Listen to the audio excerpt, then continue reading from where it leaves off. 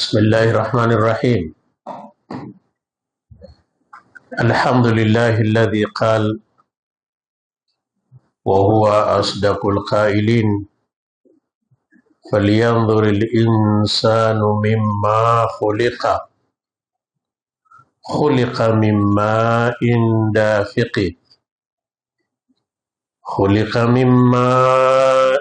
دافق يخرج من بين الصلب والترائب إنه على رجعه لقادر. والصلاة والسلام على الرسول الكريم الذي قال وهو أصدق القائلين ما من كل الماء يكون ولد، وعلى آله وأصحابه أجمعين وبعد. Jana kwa taufiki yake Allah, alhamdulillah, tulianza kuitazama aya hii ya 5, falyanzuril insanu mimma khuliqa, kwamba tukatazama neno nadhru ni kusudio lake ni nini, kwamba achunguze, kwa sababu haiwezi kawa ni anadhuru kwa maana ya kutazama, bali ni kuchunguza kwa mujibu wa aya ilivyokuja mbele. Tuliona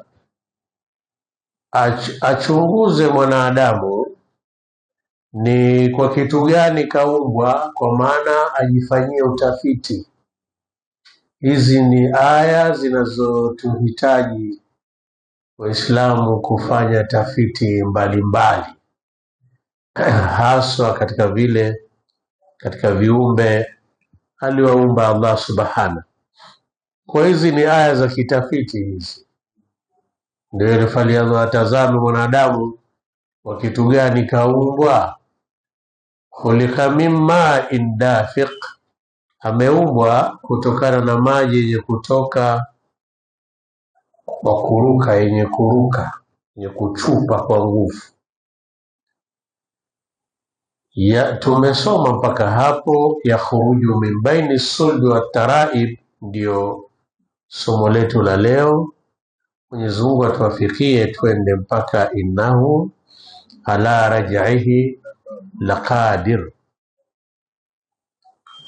kwamba haya maji yanayozungumziwa kaumbiwa nao mwanadamu. Manake hapa kuzungumziwa mbegu za uzazi au chembe hai za uzazi, na muda wa kuwa kumezungumzwa ni al-insan, ni chembe hai ya uzazi ya mwanamke na chembe hai ya uzazi ya mwanamume. Hii ya mwanamume ni maarufu kwamba la yura bila aini al-mu'tadat illa biwasitati al-mijhar, haionekaniki kwa jicho la kawaida mpaka utumie hiyo mijhar. Tuliona kwamba hata katika ulimwengu wa sekula, ni baada ya mwaka 1677 ndio wamefahamu kwamba kuna kitu kama hiki kilichozungumzwa ndani ya Qur'an, baada ya mwaka 1677, na hapo ni baada ya kugunduliwa microscope, darubini. Na yeye anasema sayansi ilizaliwa baada ya kugundulika darubini. Maana ni masomo yanayokuja baada ya mwaka 1677. Hiki kinachozungumzwa na Allah subhanahu kimekuja kufahamika vizuri katika ulimwengu wa taaluma za kisekula kuanzia miaka 1920 na kuendelea. Hapa leo tuambia yakhruju min baini sulbi wataraibi. Anaeleza hayo maji yenye kutoka kwa kuruka, asili yake anatokea wapi, kwamba anatoka kati ya asulbi, ni kwamba ni uti wa mgongo, spinal cord, wataraibi, na pia hutoka kati ya taraibi. Ataraib ni jamu ya tiriba. Tariba ni mfupa wa kifua, au taraib ni haya maeneo ya kifua kwa mwanamke. Ndio maana wafasiri kwamba yanatoka kutoka sehemu iliyokuwa kati ya uti wa mgongo na mafupa. Kwa upande wa mwanamke ni kati ya yale mafupa ya kifua. Hili lazungumziwa ni asili. Wapi tunaweza tukapata kwamba haya maun dafiki, kwa nini atoke hivyo na kwa nini anatoka? Asili yake ni kutokea hapa kwenye uti wa mgongo. Kumethibitika kwamba kuna kitu kinachoitwa spinal ejaculation generator. Spinal ejaculation generator, a specialized neural network necessary for emission and ejaculation. Na kwamba hiyo ni sehemu maalum ambayo ukielezewa maeneo hayo ni kwamba kusema kwenye uti wa mgongo ndio asili haswa ya maun dafiq, hayo maji yenye kutoka kwa kuchupa, au hata ndio asili ya kutoka hizi chembe hai za uhai ambazo zimemuumbia mwanadamu. Na ni kutokea hapo ni nerves, kwamba ni mishipa, nerves. Ziko nerves maalumu. Kwa mfano kuna nerve moja nimeisoma inaitwa pudendal nerve. Wenyewe wanaitamka vizuri zaidi kuliko mimi. Hiyo ndiyo ambayo yahusika sana, iko sehemu ya uti wa mgongo huko, ni responsible for, miongoni mwa kazi zake, kazi nyingi bila shaka, ipo responsible for ejaculation. Nasema ejaculation ndio tadafukul ma, tadafukul ma, huko kutoka hizo chembe za uhai. Kwa maana kama kutapatikana athari kwenye mgongo, eneo hilo haiwezekaniki jambo hilo kutokea. Ndivyo Qur'ani inavyotuambia. Kwani mtu awe yuko tamamu kwa upande wake wa mgongo, lakini ama wataraib na maeneo yanayohusikana na hapa, taraib ni thoracic center, thoracic region, ambayo ni maeneo haya kifua mpaka nafika eneo kama hili la tumbo, kiasi kama karibia tumbo hapo, inaitwa thoracic region. Pale napo kuna mishipa ya fahamu, ambayo ile mishipa nerves, ambazo ndio zinazosababisha kutokea hizo mbegu za uzazi kwa upande wa mwanamke. Qur'ani ikasema yakhruju min baini sulbi wataraibi, kwamba asili yatokea huko. Hapa kwamba Qur'an yazungumzia nervous system, mfumo wa nerves, sympathetic nervous system, kwa mle kusoma coordination from 5-6, mimi naikumbuka huko from 5-6 coordination system. Ni kwamba kuna mishipa sympathetic nervous system. Tumesomeshwa kwamba moja ya kazi yake kubwa ni kusababisha kutokea hayo majimaji. Qur'ani yenyewe imeita majimaji dhalili, maji dhalili. Kwa hiyo utaona kwamba yaposema yakhruju min baini sulbi wataraibi, ni kwamba mayai ya mwanamke hayatokei isipokuwa kuwe na chaji inayotokea kule kwenye nafsi. Ni ushirikiano, kwa maana jambo hili mpaka kusema min baini sulbi wataraib ni ushirikiano wa sehemu kubwa ya mwili wa mwanadamu, ndio husababisha hilo kutokea. Aya hii kama vile lengo lake kubwa ni Allah subhanahu kutuambia innahu ala raj'ihi laqadir. Kabla ya hapo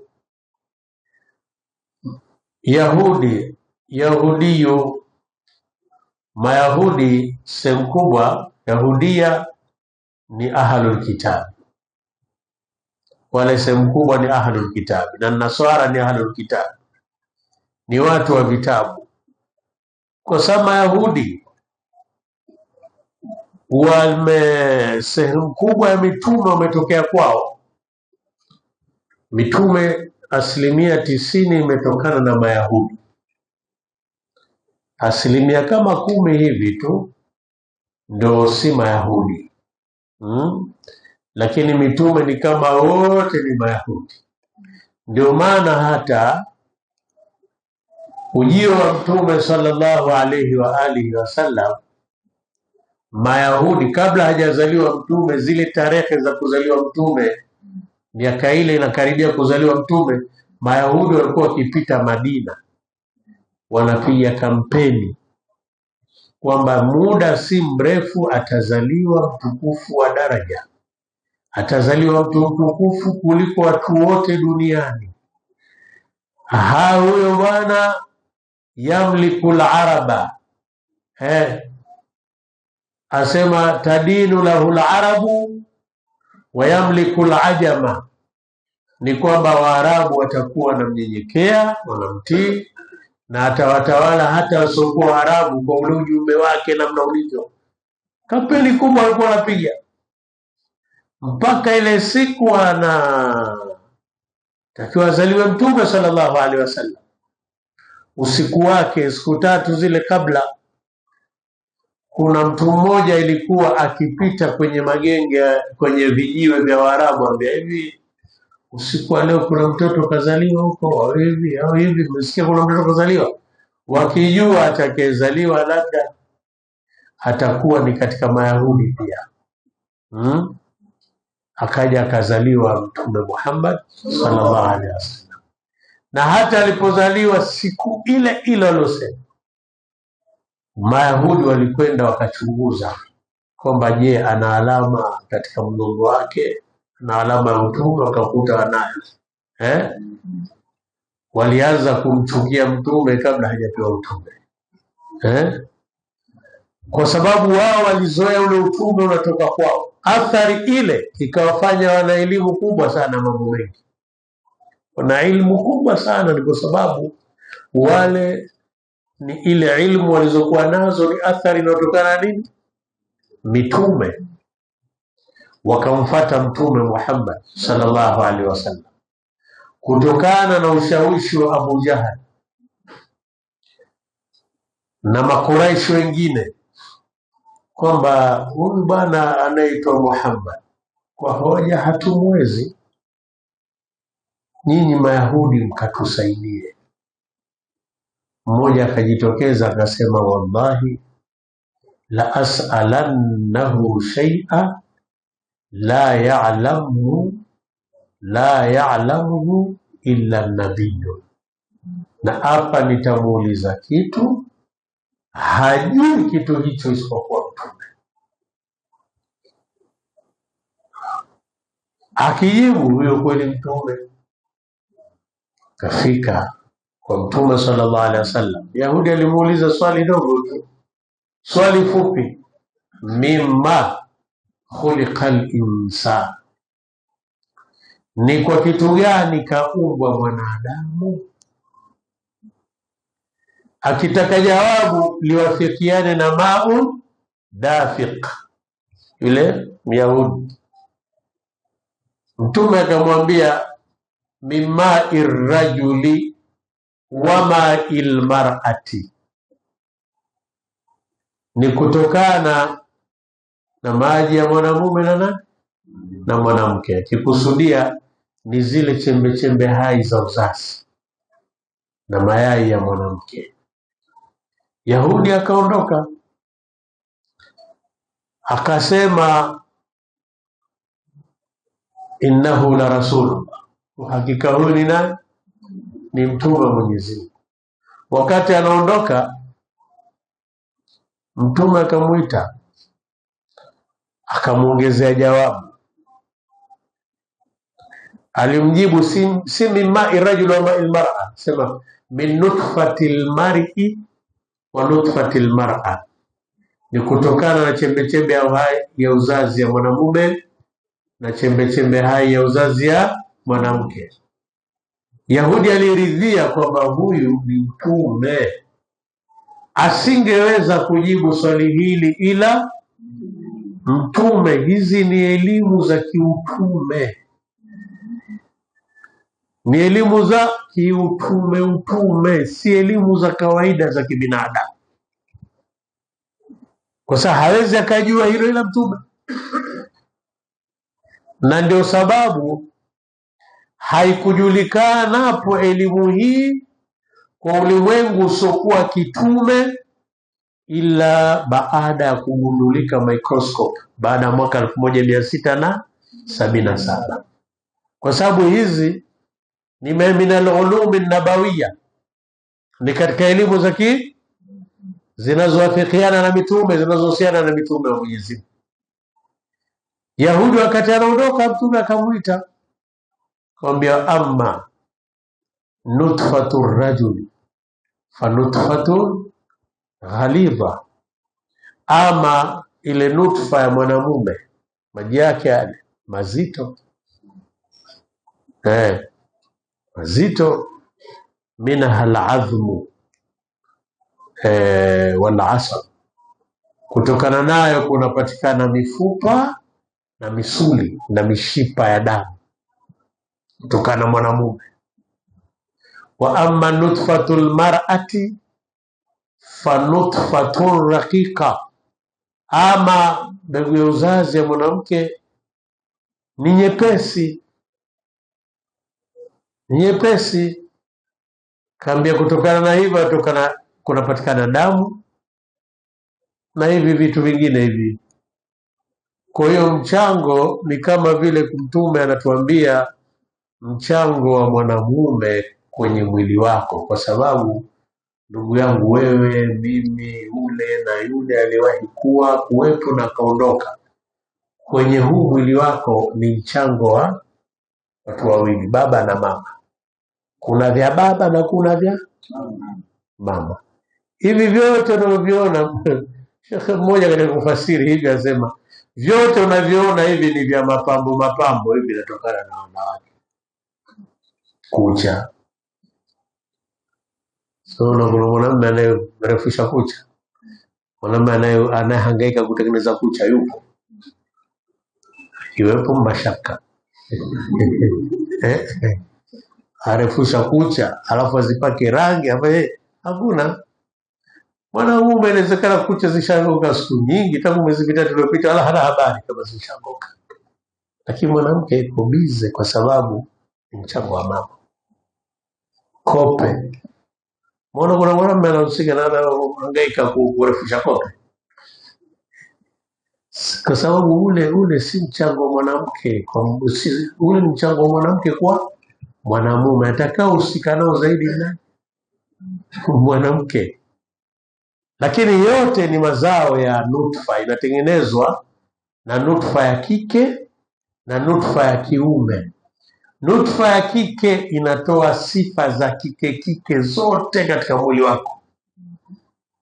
Vitu vyote vya kike vya mapambo, nyusi ni mapambo. Tukisema mapambo maana si kama hazina kazi. Lakini kwa taswira inaonekana kama pambo. Lakini vitu vigumu kama meno, mifupa ni nutfatur rajul, natokana na mbegu ya uzazi ya nani? Ya mwanamume. Ndio maana tunasema hii ni ilmu nubuwa, ni ilmu ya inahusiana na mitume. Kwa anaposema hapa yakhruju min baini sulbi wa taraib, natoka baina ya uti wa mgongo na mafupa ya kifua, maana yake ndio hiyo. Hapa kuna kusudiwa nervous system, mfumo wa neva ndio unaoshughulika na hilo. Mfumo huo ukiharibika, haiwezekani tena uzazi ushaingia mashaka. Kisha akasema innahu ala raj'ihi laqadirun, hakika yeye Mwenyezi Mungu juu ya kumrejesha mwanadamu baada ya kufa. Laqadiru ni mwenye kuweza. Najua kwa nini kasema hivyo Allah? Ni kwamba tayari kashakupa taaluma kwamba wewe umetokana na nutfa, mimi na wewe, kwamba mwanadamu umetokana na nutfa. Sasa kisha kuambia innahu ala raj'ihi laqadiru, hakika yeye Mwenyezi Mungu juu ya kumrejesha mwanadamu baada ya kuwa yuko kaburini, kageuka kawa ni mifupa mitupu. Kwa macho utamuona ni mifupa mitupu, shakufa, kurejeshwa kutoka katika ardhi ile, akafufuliwa akawa ni mwanadamu kamili. Laqadirun, Mwenyezi Mungu ni mwenye kuweza. Innahu ala raj'ihi laqadirun, ndio maana kukaekwa lamu Abu Zahlaka hapo kuonyesha kwamba hii ni taukidi. Anasisitiza kwamba anayeweza hayo katika viumbe wote wa dunia ni Allah subhanahu. Akisema hivi pia kuna maana ya kwamba hakuna atakaye, kila tutakavyosoma wanadamu, kila tutakavyosoma na tutakapopata elimu, lakini kuna ilmu ambazo tutanyimwa. Elimu utakayonyimwa ni elimu ya kuzuia kifo, hiyo haitopatikana. Watu wasome wamalize, lakini hakuna elimu itakayopatikana kuzuia kufa. Lakini hakuna elimu itakayopatikana kumfufua aliyekufa. Ndio hapa asema innahu, hakika yeye Mwenyezi Mungu, ala raj'ihi, juu ya kumrejesha kwake mwanadamu katika huu ulimwengu tena, laqadiru, mwenye kuweza. Katika suratu Imran tunaelezwa kwamba kuna yule bwana ambaye alikufa miaka 100. Baada ya kufa miaka 100, Mwenyezi Mungu alimhuisha. Ni Mwenyezi Mungu peke yake ndio anayeweza kuyafanya hayo, na atakayeweza mwingine kuyafanya hayo kama alivyofanya Nabii nani Isa alayhi salam ni biidhnillah. Kila utakavyosoma kitabu chochote, Nabii Isa aliponya wagonjwa, alihuisha waliokufa, mwisho unaandikiwa biidhnillahi, kwa idhini yake Allah, kwa sababu innahu ala raj'ihi laqadir. Mtu mmoja anaitwa Ubayy bin Khalaf, lakini ukisoma sera Ibn Hisham utaona ni Amru ibn As. Kile kule ni As bin Wa'il, ni As bin Wa'il, lakini kwenye vitabu vingi na tafsiri nyingi na asbabu nuzuri nyingi ni Ubayy bin Khalaf. Alikuja huyu na kipande cha mfupa mbele ya Mtume Muhammad, akakitengenezea hoja. Hoja yenyewe ni kwamba anna yuhyi hadhihi Allahu ba'da mautiha, vipi ataweza kufufua hiki kipande cha mfupa hiki baada ya Mwenyezi Mungu kufanyaje? Yani nani anaweza kukifufua, kukipa uhai hiki baada ya kufa kwake? Alikuja akakishika kile kipande cha mfupa mbele ya Mtume Muhammad, akasema atarallaha yuhyi hadha ba'dama qadirama, hivi kweli wewe Mwenyezi Mungu wako ataweza kuhuisha hiki huu mfupa baada ya kuwa umeshachakafuka, yani kwamba umeshaliwa na wadudu, umeishaisha, umekatika katika, hata ufufua. Ikashuka aya awalam yara al-insanu anna khalaqnahu min nutfatin, ndo somo letu. Faidha huwa khasimun mubin.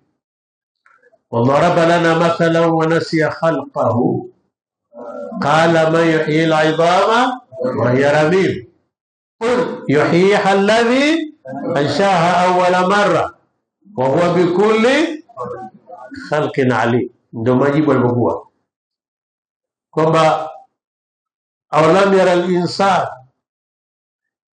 hivi mamuona yule Ubayya, awalam yara al-insan anna khalaqnahu min nutfa, haoni yule Ubayya bin Khalaf. Al-insanu hapo ukiifanya kuwa ni khas ni Ubayya bin Khalaf, kwamba hiyo al-insanu ni amu urida bihi al-khusus. Haoni huko, hajaona huyu Ubayya bin Khalaf, ni Ubayya bin Khalaf au ni Asi bin Wa'il, anna khalaqnahu min nutfati, kwamba nilimuumba mimi Mwenyezi Mungu kutokana na mbegu na hiyo chembe ya uzazi, hiyo chembe hai ya uzazi ambao kwanza haionekaniki kwa jicho la kawaida, pili ni mdudu kitu kidogo kabisa ambacho hata macho hayakioni. Haoni kwamba limuumba na hiki. Mwanadamu hatafakari akaona hivyo, asema wadaraba lana mathala wa nasiya khalqa, na nathubutu kutupigia mfano, kunipigia mimi mfano Mwenyezi Mungu na anasahau historia ya umbile lake. Qala, athubutu kusema man yuhyi al-'idhama wa hiya ramim, nani ataweza kufufua huu mfupa na hali ya kuwa mfupa huo ni wenye kuchakafuka, kwamba ushaoza umekatika katika. Qul, sema Muhammadun ji, yuhyiha alladhi anshaha awwala marra, atafufule ambaye alishaumba mara ya mwanzo. Wa huwa bikulli khalqin alim, naye kwa kila umbile yeye ni mjuzi zaidi. Kwa hiyo hapa innahu ala rajihi laqadirun, hakika yeye Mwenyezi Mungu juu ya kumrejesha kwake tena mwanadamu akawa anatembea na ana harakati juu ya hii ardhi, laqadirun, ni mwenye kuweza, kwa maana kumfufua akamfanya ana harakati zake na akalipwa, katika kulipwa akaingizwa peponi au motoni. Laqadirun, hakika Mwenyezi Mungu peke yake ndiye mwenye kuweza hayo. Ukitaka kuyajua, tazama asili yako, hasa pale za qul yuhyiha alladhi anshaha awwala marra, kwamba sema ataufufua ule ambaye aliumba mara ya kwanza. Hata logically tu ukitulia tu kwamba yani hata ukiulizwa swali kipi kigumu, nutfa, mbegu ile ya uzazi ambayo haonekaniki kwa jicho, ibadilike iwe pande la damu, pande la damu iwe pande la nyama, pande la nyama kutokee mifupa ivishwe nyama, alafu awe mwanadamu kamili, kisha atoke katika hii dunia kutoka kwenye tumbo la mama yake baada ya kuishi kule kwa muda kadhaa, akuwe awe mtu mzima, afe alafu azikwe awe mifupa, kipi kigumu? Kubadilika mifupa hii ni ipi process ndefu? Kutoka mifupa kuwa binadamu au kutoka mbegu ya uzazi kuwa mwanadamu? Ni mbegu ya uzazi kuwa mwanadamu. Ndio maana anambia qul yuhyiha alladhi anshaha awwala marra, ambao ndio tafsiri pia innahu ala raj'ihi laqadir. Tafsiri nyingine ni hii suratul hajj aya 5 ya kwanza, ya ayuha nas in kuntum fi raibin min al-ba'th. Ya 5 ni ya ayuha nas, kwamba enyi watu, in kuntum fi raibin min al-ba'th, ikiwa mna mashaka kuhusiana na kufufuliwa, fa inna khalaqnakum min turab, hakika mimi Mungu nilioumbeni kutokana na udongo. Thumma min nutfatin, kisha baada udongo mkawa nini? Nutfa. Sinaeleweka sasa? Mbegu ya uzazi, kitu ambacho sperm. Thumma min alaqatin, kisha mkatokana na pande la damu, zygote, tulifafanua sana jana alaqa. Thumma min mudghatin, kisha mkatokana na pande la nyama, na imeitwa mudgha sasa pia inavyoonekana kule kama kitu kilichotafunwa mwanzoni mwake, blastocyst.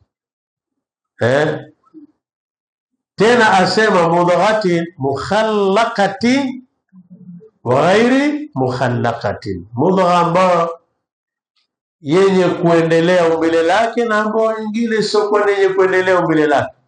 Mwingine anaweza akazaliwa hana miguu yote miwili, si ajabu, akazaliwa umbile kadha wa kadha. Hiyo mudghatin min mudghatin mukhallaqatin wa ghairi mukhallaqatin. Lakini lengo linubayina lakum, ili tuwabainishieni utukufu wangu, niwabainishie nyinyi mimi ni Mungu, na mimi ndio mwenye kuumba, na mimi ndiye mwenye kuhuisha, na mimi ndio mwenye kufisha. Wanuqiru fil arham ma nashau, na tunaweka ndani ya fuko la uzazi, naweka ndani ya fuko la uzazi ninachokitaka, ila ajale musamma, mpaka muda maalum. Kila kinachokaa ndani ya fuko la uzazi kina muda wake maalum. Kuna wengine hawakamilishi miezi 9, anazaliwa njiti, lakini anakuwa mpaka anakuwa na madaraka makubwa katika dunia, si ndivyo? Hata wanahangaisha dunia nadhani alizaliwa njiti, mfuatilie.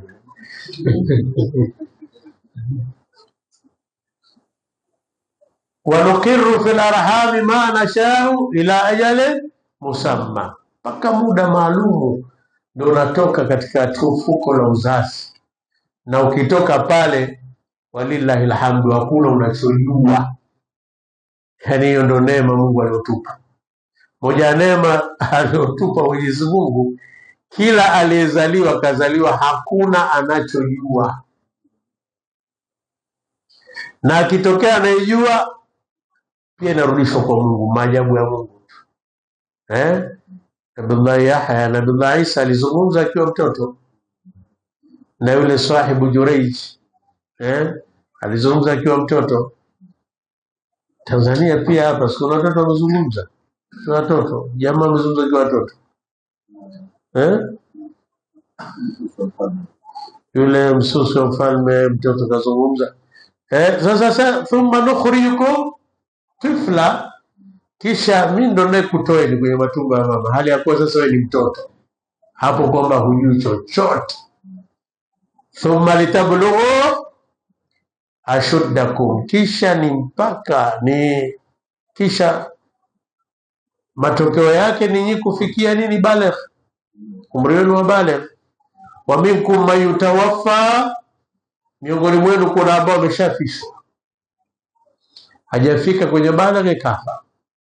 Wa minkum man yuraddu ila ardhil umri, kuna ambao wanarejeshwa mpaka lile umbile la uzee ukongwe kabisa wa udhalilifu mpaka hajui kitu. Sasa haya yote ni kwamba in kuntum fi raibi min al-ba'th fa inna khalaqnakum min turab. Yani ukitaka kujua ufufuo, watu watafufuliwa, jiangalie sasa hivi ulivyo huku ndani ya tumbo la mama, hukumbuke ulipoje.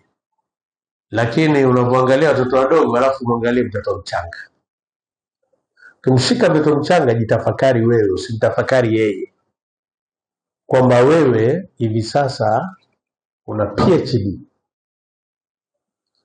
lakini umeipata baada ya kuwepo hapa duniani, hujaja nayo, si ndivyo? Ni elimu ya watu iko hapa duniani hapa ikakuingia kichwani tu, ni elimu ya Mungu. Lakini jitafakari kwamba yule mtoto mdogo mchanga ndio wewe sasa, ambaye ni maarufu kila mahala, wakati ulikuwa unajulikana hata mama wako alikuwa hakujui. Sisi tumezaliwa, wazee wetu pia hawatujui nani, sijui wenzangu, lakini wote tulizaliwa hivyo. Ndio maana hata wazee ukimuuliza anaitwa nani, ambia tumsubiri shekhe ampe jina. Hamjui. Kwa hiyo unazaa ambacho pia ukijui, kiumbe cha watu cha Mungu. Lakini ndio sasa mwanao, sasa Mungu amekupa zawadi kama ni mwanao, yahabu liman yashau inatha wa yahabu liman yashau, anampa mtakao watoto wa kike watupu, anampa mtakao watoto wa kiume watupu, au anamchanganyia kama tulivyosema jana. Sasa yote hii sura ukiangalia hii kwamba faliyandhuril insan. Kwa nini sasa? Nadhani nimepata lengo. Kwa nini mwanadamu anaambiwa ajitazame, afuatilie umbile lake? Ni ili mwanadamu huyu asimkufuru Mungu, asimkufuru Mungu, lile umbile la kukumbusha kwamba wewe si lolote, si chochote. Mabalu mana awaluhu mabalu mana awaluhu nutfatun wa akhiru wajifatun akhiruhu kaifa yafjur. Mabalu mana awaluhu nutfatun wajifatun akhiruhu yafjur. Ni vipi mtu ambaye mwanzo wake ni hii nutfa? Asema mabalu man awwaluhu nutfa. Ni vipi mtu ambaye mwanzo wake ni hii nutfa, mbegu ya uzazi, wajifatun akhiruhu yafjuru, na mwisho wake ni mzoga wenye kunuka? Vipi huyu anafanya maasi? Vipi anapata muda wa kumwasi Mungu mtu wa namna hii? Ndio maana unaambiwa utafakari. Bila kutafakari unaweza ukaona kufanya maasi ni halali yako. Muda wa kuwa muda kakupa Mungu, muda mwenyewe kanipa Mungu, nafasi ninayo, sasa kwa nini nisifanye? Afya nzuri ninayo, kwa nini nisifanye? Faliyandhuril insanu mimma khuliqa, na achunguze, atafiti mwanadamu kwa kitu gani ameumbwa. Kumbe kwa kutafakari nutfa, kumaliza kwa kutafakari nutfa, mbali na kujua utukufu wa Mungu, mbali na kujua kwamba usifanye maasi, hutomdharau mtu yoyote. Hutomdharau mtu yoyote, kwa sababu wote mlikuwa hamjui chochote, wote asili yenu ni moja, ni nutfa. Lakini la pili, utaiandaa sana akhira yako ukijua asili yako kwamba umetokana na nini. Unajua asiyejua historia yake ni mtumwa wa akili yake, si ndivyo ninavyokuwa? Asiyejua historia yake ni mtumwa wa akili yake. Aya hizi zilikuwa za kufundisha historia, kwamba umetokea mwanadamu mpaka hivi sasa umekaa unasikiliza darasa. Yaani wewe asili yako umetokea. Ndio hizi aya kazi yake. Sasa kama huijui historia yako, matokeo yake mtu unakuwa ni mtumwa wa akili yako. Akili inavyotaka ndivyo utakavyokwenda. Lakini ukijua historia yako, unakuwa wewe ni mfalme wa akili yako. Ni kwamba wewe utaipeleka akili yako na nafsi yako vile utakavyo wewe, sivyo akili yako inavyokupeleka. Unajua kuna watu wengi anaweza akaenda mjini hajui anaenda wapi. Hajui anaenda wapi, huyu anatafakari kutumia nini. Akifika ndo anajiuliza, nimefikaje hapa? Uko mbona hajafikiri kwamba anakwenda wapi. Ishamwona mtu feri pale, mtu anapanda boti, anavuka tu, anakwenda anarudi, hajui anafanya nini, na yuko tamamu, ile yake ni timamu. Sasa ukiwa mtu wa kutafakari sana, huo utajua unakwenda wapi na kwa nini, unafanya nini na kwa nini, wewe ni nani, ulikuwa ni nini na utakuwa ni nini. Tumejua nahnu kunna jamia nutfa wa sanakunu jamia jifa. Sisi tulikuwa wote ni nutfa, mbegu ya uzazi, na wote tutakuja kuwa nani? Mizoga. Mwenyezi Mungu atuwafikie. Yale min alladhina yastami'una alqawla fayattabi'una ahsana. Kwa ufupi ni kwamba tumeona nafasi ya Qur'ani kutangulia taaluma nyingine zote, na ndio hiyo nafasi ya Mtume Muhammad sallallahu alaihi wasallam, lakini pia ndio nafasi yako Muislamu. Muislamu kwa upande wa taaluma ndiye aliyetangulia.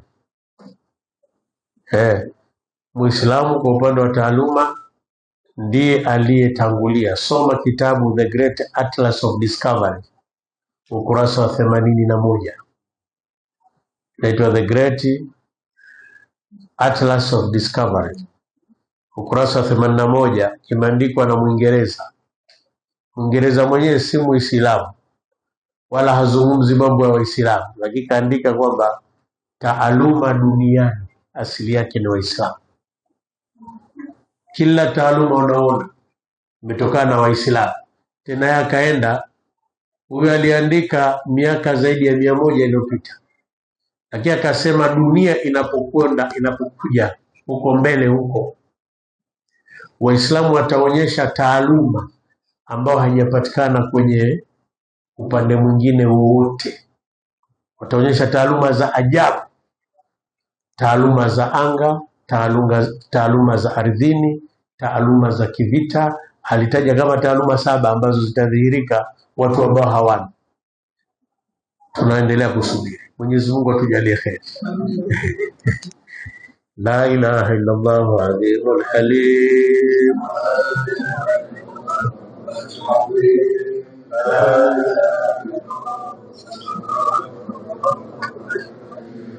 La ilaha illa Allah, la ilaha illa Allah, Muhammadur Rasulullah Sayyidi sallallahu alaihi wasallam. Ya awwal al-awwalin wa ya akhir al-akhirin wa ya dha quwwatil matin wa ya rahim al-masakin irhamna wal muslimin. Bismillahilladzi la yadurru ma'asmihi as-samaa'i wal ardi. Bismillahilladzi la yadurru ma'asmihi Bismillahilladzi la yadurru ma'asmihi.